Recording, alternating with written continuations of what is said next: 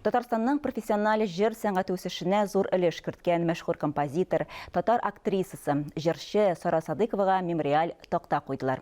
Истәлек тактасы Кәрим Тинчурин урамындагы 7-нче А йорты диварына куелды. Артист гомеренең соңгы елларын шушы йортта яшәгән иде. Сара Садыкованың иҗаты композитор буларак барыннан да бигрәк җыр жанры белән бәйле. Ул моңлы, матур тавышлы җырчы, татар музыкаль фольклорының иң яхшы традицияләренең тарафдары. Садыкованың җырлары берничә дистә еллар дәвамында гаять популяр булып, күбесе халык җырларына әверелде. Он гениальный, вообще кошелекле, музыкант, жырчы, композитор. Мәңгі ұнытылмас да, шынки моңлы кіші, мәңгілі, самый главный моңлы. Оның 50-ден артық менде жыр бар. Сарапа мәңгілік. Оның жыршы боларақ та әсерлер бар. Көресің диапазон зор аның.